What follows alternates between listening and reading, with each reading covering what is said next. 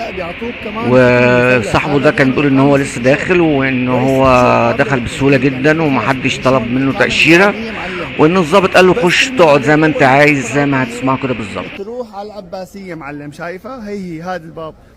ما اكلت معي الموضوع كله، ما اكل معي كله دقيقتين معلم. شغله اسرع من هيك واسهل من هيك ما شفت. انت عم تدخل على بلد لا فيزا ولا تاشيره، بس انك مقيم بهي الدول اللي ذكرتها، وعم بيختموا لك على الباسبور وعم يعطوك اقامه يعني ممتازه. الامور كلها تحت السيطره معلم. تنصح كل واحد يجي على القاهره، القاهره بتجنن والله، فيها كل شيء كمان، ولا فيزا ولا شيء. ما تصدقوا اي حدا بيقول لكم والله على المطار لازم طيران مصري وما بعرف شو، لا هذا الحكي كله كذب. حي الله طيران فيك تجي عليه معلم، وبدون فيزا وبدون شيء. المشكله بقى في ايه؟ ان هو رجع امبارح وعمل فيديو، لان واحد عمل له كومنت قال له انت هترجع امتى. فانا عاوزكم تسمعوا تشوفوا وتقولوا هو قال ايه ورد عليه قال له ايه. لما بنكون مضايقينكم وعم ناكل من عيشكم وعم ناكل من ارضكم وعم نستطون مثل ما انتم بتسموها، بنرجع على بلدنا.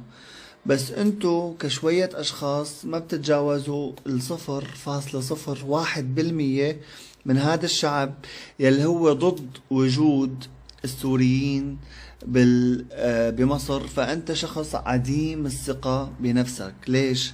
لانك انت شخص ما قدرت تعمل شي ببلدك، اجا الغريب اللي عمل ببلدك. انت شخص غير مثقف، شخص جاهل، شخص كسول. ما فيك تعمل اي شيء بحياتك غير انك تقعد على مواقع التواصل الاجتماعي وتكتب كومنتات زبالة مثل حضرتك. لانه نحنا ما في دولة دخلنا عليها الا ما عملنا شيء ايجابي فيها. ما في دولة عربية لحنا او اجنبية لحنا السوريين. بجد لو سيبنا للشخص ده قاعد في مصر كده يبقى احنا بنهرج. الشخص ده لازم يمشي فورا وما يقعدش في مصر دقيقة واحدة. اتفرجوا اسمعوا كده بيقول ايه. ما في دولة عربية لحنا او اجنبية لحنا السوريين دخلنا عليها الا ما عملنا بصمة ايجابية بالدولة من حيث تطوير البلد وتطوير المناطق اللي بنكون موجود فيها.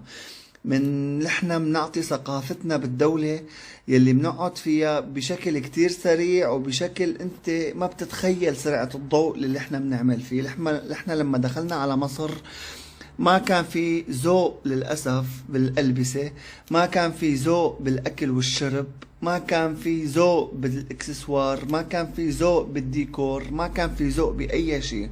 نحن دخلنا على مصر عطينا كل طاقتنا الإيجابية بهي البلد لأنه اعتبرناها بلدنا الثانية، واشتغلنا فيها بقد ما بنقدر حتى طورناها بهذا الشكل وحتى وصلنا لهذه المرحلة. اليوم فيك تروح على الرحاب تشوف السوريين شو عاملين بالقاهرة، اليوم فيك تروح على 6 اكتوبر، اليوم فيك تروح على مدينة الشيخ زايد ومدن كتير بالقاهرة. لأنه نحن لما بندخل على بلد ما بندخل كشحادين، بندخل كمستثمرين وكمطورين. نحن اليوم لما ندخل على بلد بنطورها، ما بنأذيها، ما بنأذي شعبها، ما بناكل حق شعبها. نحن بنعطي وبنفتح مشاريع ضخمة وبنشغل أهل البلد عنا بطريقة حلوة، بنعلمهم ثقافات بعمرهم ما شافوها وحضارات بعمرهم ما شافوها. شكرا لك على الكومنت الجميل. بتمنى المرة الجاية أي شخص من هاي الطائفة من هذا النوع من البشر ما يكتب كومنت قبل ما يتأكد من شو هو السوري ويقرأ ثقافته. والسوري لما بيروح بيستوطن ببلد أو بيعيش ببلد أو بيكون ضيف ببلد لازم تعرف هذا السوري شو بيعمل وشو بيقدم لك قبل ما تحكي عنه هيك كومنت. ونحن ان شاء الله كلنا اهل واخوة وايد وحدة، والله يا رب يفرجها عليكم ويفرجها علينا ونكون بافضل حال. تحياتي للجميع.